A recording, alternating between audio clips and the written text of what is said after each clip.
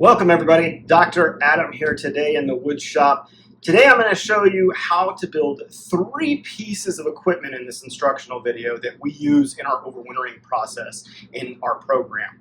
The number 1 piece that we're going to be working on today is our spacer. That is our 1 by 3 inch spacer that we use to basically provide us with a place to put supplemental food if we start to run out of food over the winter.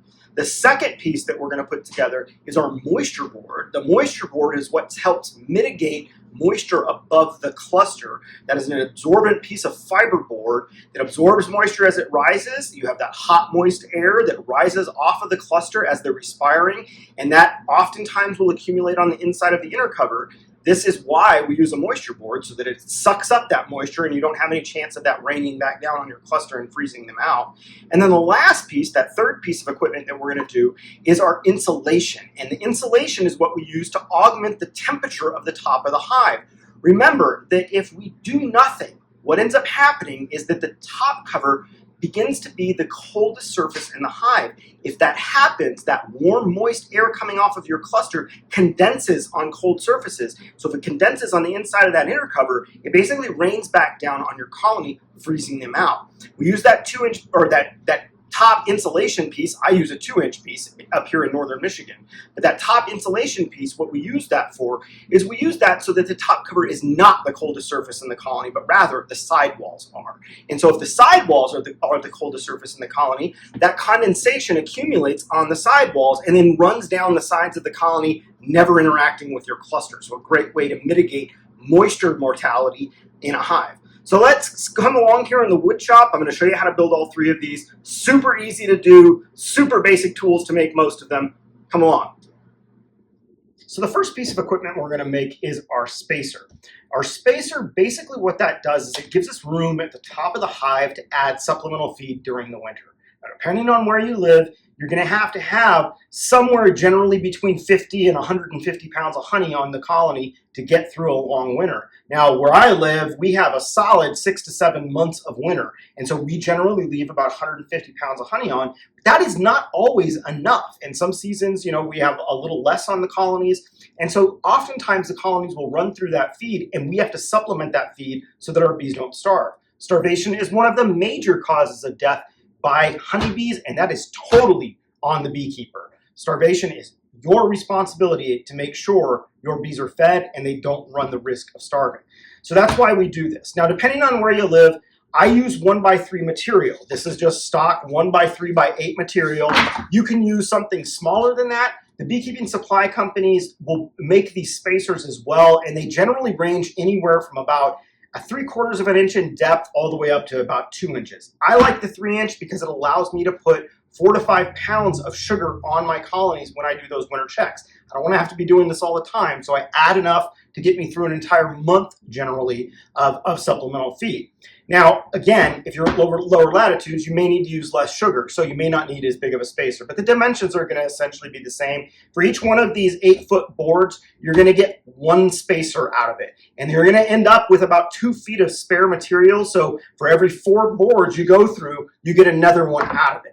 So that's something to keep in mind, but this is a very inexpensive thing to make, but you do need some more specialized tools, and one of the specialized tools that you're going to need is some sort of a chop saw. Now, you can use a hand saw, you can use a skill saw, or something like that, but I like to use a chop saw in this situation just because it makes things a little bit easier. But you can use any of those tools to cut these dimensions.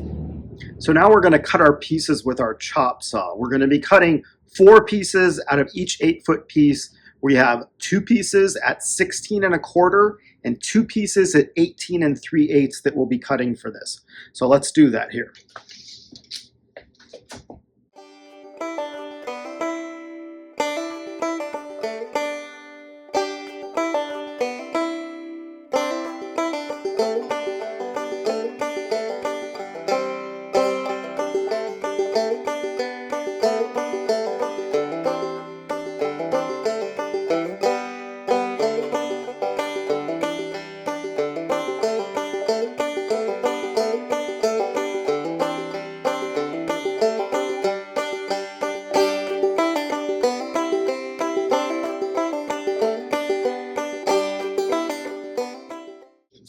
All right, so we got our cut pieces here. We also end up with a scrap piece that's about 2 feet long. So for every 4 of these you make, you're going to get 1 extra board. So for every 4 8-foot boards, you're going to end up with 5 of these.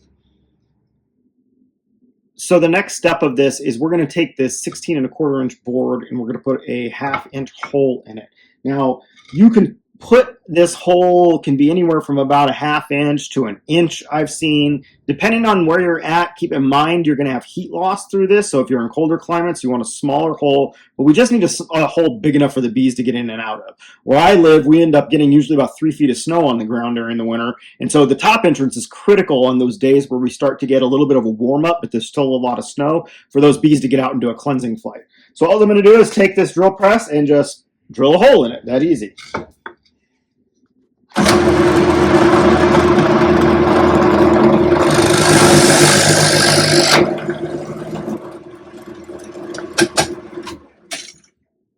And there's our hole for our top entrance. Now we're going to just go ahead and put all this together. So the last piece of this is going to be to put this all together now. So we've got our 4 pieces, we've got our front piece, our back piece, and our 2 side pieces. So let's go ahead and put this together. What I'm going to end up using, Type Bond 3, my waterproof wood glue, and an 1.5 inch galvanized staple is what I'm using for this. Now you can use hammer and nail, you can use screws for this as well. Anyway, just to fasten this together. This is nothing fancy. Let's remember that. All right, so we're going to take our 2 side pieces here, and we're going to start by gluing those ends up.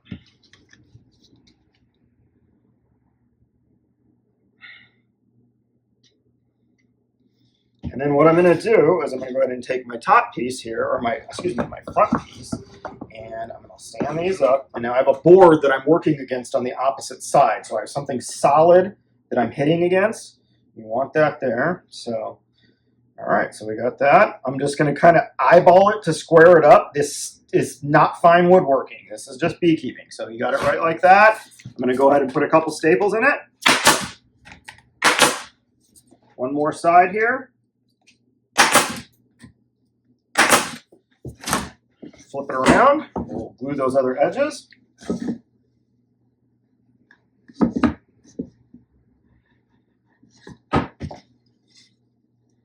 Back piece. Again, up against our stop.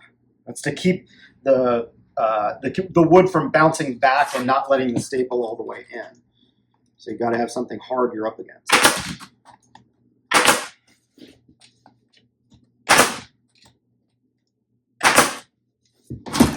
And there we go. There is our spacer for our overwintering practice. So the next piece of equipment we're going to make is our moisture board.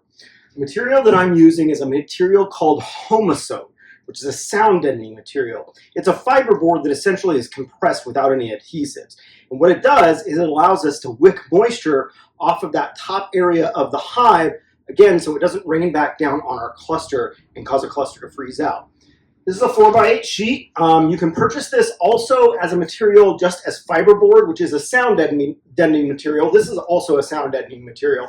This is a little more expensive than your regular fiberboard. What I have found, and I've used both over the years, but what I have found, typically when you purchase from a manufacturer like one of your major beekeeping supply companies, it's going to be just regular fiberboard, which works just fine. The advantage of Homosote is it's a little more rigid, and so you don't end up losing material to propolis. So when you put these moisture boards on, they will last for many years, but as bees propolis around the top of it, oftentimes that material starts to pull away. This is just a little more rigid, so you get less pull away, and you get more life out of these from my experience. Oftentimes with the regular fiberboard, which you would purchase from a manufacturer, oftentimes those corners will break off. Things like that will happen, and the board will not become usable over time.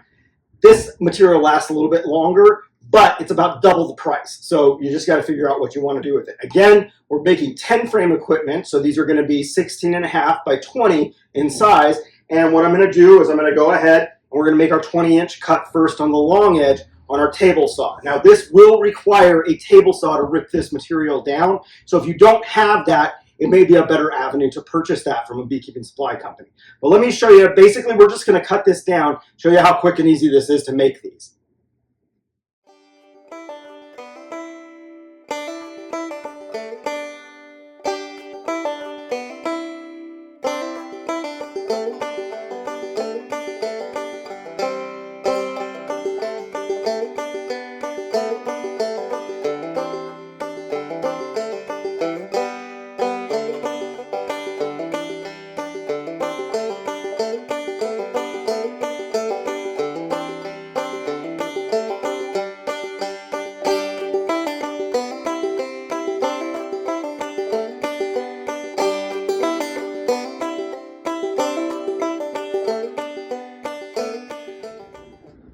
So the next piece we're going to cut is our 16.5-inch side.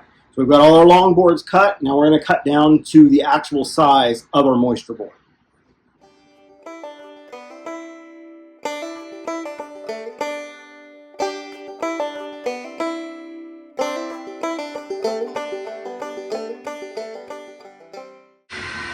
And right there is our completed moisture board. So here we are with our foam insulation. This is 2-inch insulation. Keep in mind that if you live south of me, anywhere in the United States, this is going to vary. 2 inches is what we use in the Upper Peninsula of Michigan. If you live in lower latitudes, you may get away with a smaller piece of insulation. Again, it's dependent on how cold you get. Up here, we regularly hit the minus temperatures during January and February, so it gets very cold. We need to have more insulation on the top of our hive. So this is a 4x8 piece of foam insulation, and I'm going to show you how we cut this with super easy tools so that we can basically make our insulated piece. What you're going to need is you're going to need a utility knife, some sort of a marking device, a straight edge, something heavy works really nice. That's why I use this wooden level, and then a tape measure is all you need to do this. So take a look and see how I snap these pieces. This is going to be 10 top insulated pieces for 10 frame equipment. 4x8 sheet will make you 10 of those if cut properly. So come along and let's see how we do this. When I start cutting my insulation, I start from the end. The reason is if you cut on the long edge, this is a very difficult piece to snap after it's being scored. The 4-foot side, this side right here, is much easier to snap. You also want to make sure that you're on the edge of a table. You see that my edge of table right there, that is where I'm lining this up on. So I'm going to take my tape measure, I'm going to measure 16.5 inches. Our top cut pieces, so our boxes for 10 frame equipment, are 16.5 by 20, so that's what I'm going to be measuring out. But I'm going to do the 16.5-inch cut this way because then I can get 10 full pieces off of this. So 16.5, I'm just going to mark it here on my board. And take my straight edge, come along and mark that entire side. So I have where I'm going to cut. Mark that off. And then I'm going to take my utility knife, and I like to use my straight edge. I usually set it off of my line about 1/4 of an inch just to account for the width of the utility knife. And then I'm basically going to come along and just score this along that line on both sides.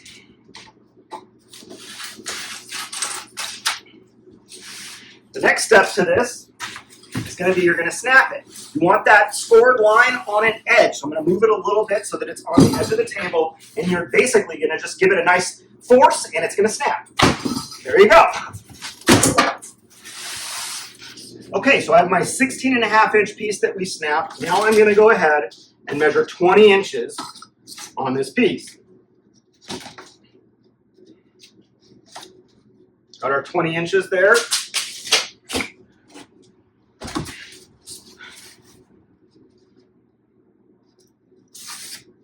Mark that out. We're going to take our utility knife again. Again, I like to sit about 1/4 of an inch off of the line with our straight edge. We score that piece, move it to our edge, and again, super easy, just snap. And there is your insulated piece for a 10-frame piece of equipment. Do the same thing for 8-frame stuff, just measure a different width. But this is a great, easy way to make this insulation with the foam insulation that snaps very easily. So we're wrapping up this instructional video, and the last thing I wanted to show you is just, again, to reiterate how this all goes back together when we're doing our overwintering practices. We made our spacers today, so we've got our hive body here. So spacer, that's the first piece of equipment that's going to go on as we start to overwinter. That next piece is that piece of Homosote, that moisture board we made. So that goes right on top of there real nicely. And then the last piece is our piece of insulation, and that goes right on top of that. All three of these components we use for overwintering, and all three of them can be easily made in the wood shop or with some pretty simple tools. The big one to keep in mind that's a little tougher to do than all of these is the Homosote, because you need some sort of table saw to rip down those large pieces. However, oftentimes you can get these supply stores where you purchase this from to do the cutting for you, and usually they'll have a small charge that goes along with that. That small charge is definitely worth getting these cut up so that you can have these. You're going to still save some money even from buying them from your beekeeping supply companies. But that's really the only piece of equipment. Now, you may not have a table saw like I do, but even portable table saws will work with this. You probably need a hand from someone else to help handle that large material on a smaller saw, but that is possible as well. So none of this is super limiting with tools. You got to have some basic tools, but nothing super fancy. But that's to wrap up this instructional video. Those are the 3 pieces that we use for overwintering. Hope you enjoyed this video, and I hope you take this knowledge and apply it in your apiary.